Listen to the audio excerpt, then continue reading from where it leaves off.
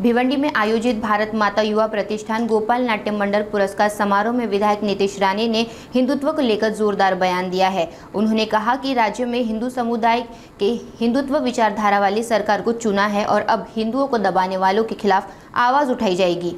भिवंडी में भारत माता युवा प्रतिष्ठान गोपाल नाट्य मंडल पुरस्कार समारोह में विधायक नीतीश राणे ने बड़ा बयान दिया है। राणे ने कहा कि भिवंडी में कुछ ताकतें हिंदुओं को दबाने की कोशिश कर रही है, लेकिन हिंदू अब चुप नहीं बैठेंगे। उन्होंने ये भी कहा कि भिवंडी में भले ही हिंदुओं की संख्या कम हो, लेकिन देश भर में 90% हिंदू है जो एकता के साथ खड़े हैं।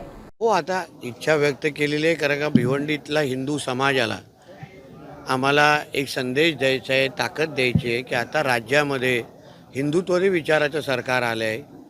आता ज्या पद्धतीने काही जिहादी आणि हिरवे साप इथे थोडे जास्त वळवळत आहेत आणि त्यांना वाटतं आहे की आमच्या हिंदू सणासुदीवर ते लोकांनी चपला मारून दगड मारून ते त्यांचे सणासुदी शांत पद्धतीने अगर राबवू शकतील तर ते तसं सरकार आता महाराष्ट्रामध्ये नाही आहे। आता एक भक्कम हिंदुत्ववादी विचाराचं सरकार, एक कडवट हिंदुत्ववादी मुख्यमंत्री या राज्याला मिळालेले आहेत आणि म्हणून यापुढे भिवंडीतल्या हिंदू समाजाने कोणाशी घाबरू नये, दबावाखाली राहू नये, हा संदेश मला इकडच्या हिंदू समाजाला द्यायचा आहे आणि म्हणून तेही मी माझ्या भाषणातून पण दिलं आहे आणि वारंवार भिवंडीमध्ये येऊन मी देईन। हिंदू म्हणून आपण एकत्र राहिलो पाहिजे।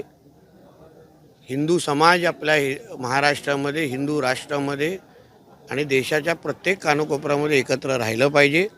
जे जिहादी आक्रमण आहे त्यांची मनातली इच्छाच आहे की आपण भाषावर भांडावं, जातीवर भांडावं।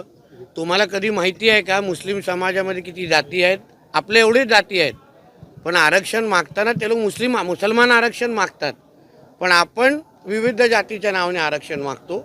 म्हणून हिंदू राष्ट्राला अजून भक्कम करायचं असेल तर आपण हिंदू म्हणूनच एक दुसऱ्याकडे पाहिलं पाहिजे, अशी भावना या निमित्ताने मला व्यक्त करायची।